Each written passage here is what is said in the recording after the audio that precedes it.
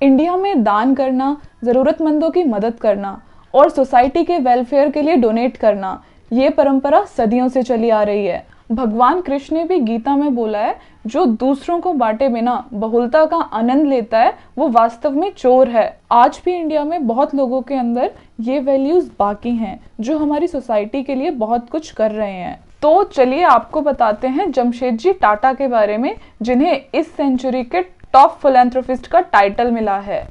Philanthropist उन लोगों को कहा जाता है जो सोसाइटी के लिए, दूसरे लोगों के वेलफेयर के लिए काम करते हैं और डोनेशंस करते हैं अच्छे कामों के लिए। जमशेदजी टाटा, जिनका जन्म सन 1839 में नवसारी में हुआ, जो कि अभी गुजरात में है, बट ब्रिटिश इंडिया टाइम में ये बॉम्बे का पार्ट हुआ करता था। इन्होंने ही स्थापना की टाटा ग्रुप की, जिसकी ब्रांचेस आज के टाइम में बहुत सारी कंट्रीज में हैं। टाटा ग्रुप इंडिया की one of the biggest companies में से है। इन्होंने जमशेदपुर सिटी को भी एस्टेब्लिश करा। 1869 में इन्होंने एक बैंकरप्ट ऑयल मिल खरीदी चिंचपोकली में और उसके बाद उसको कॉटन मिल में कन्वर्ट कर दिया और उसका नाम बदल कर रख दिया अलेक्जेंड्रा मिल। इसके 2 साल बाद ही ज्यादा प्रॉफिट के लिए इन्होंने इस मिल को बेच दिया था।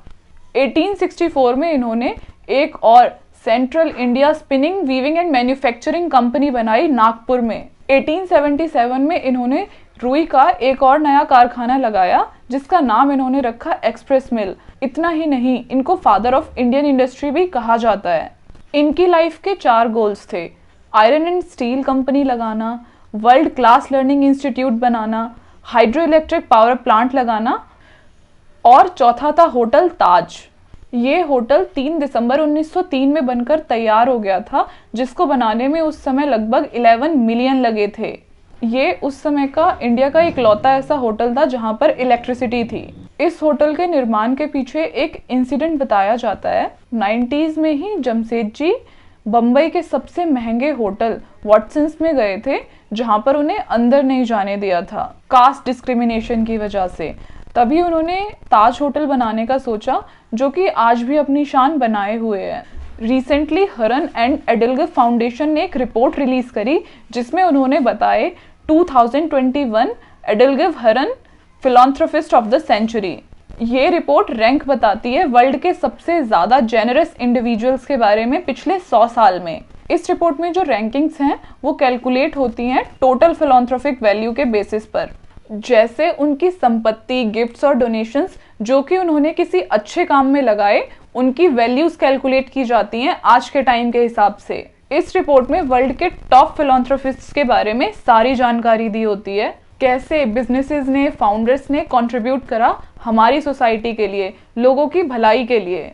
ये रिपोर्ट प्रिपेयर करी है हरन रिसर्च इंस्टीट्यूट ने, जिसमें एडलगर फाउंडेशन ने भी इस रिपोर्ट का सपोर्ट करा।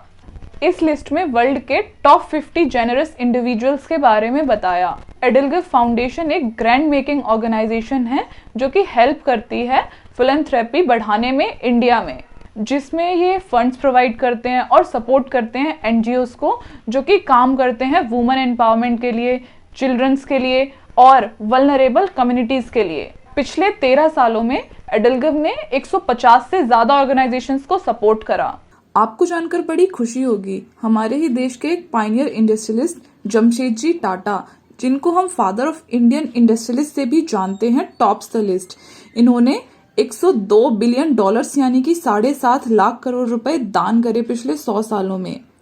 इसके बाद दूसरे नंबर पर Bill Gates and Melinda Gates रहे, जिन्होंने 74.6 बिलियन डॉलर्स दान करे।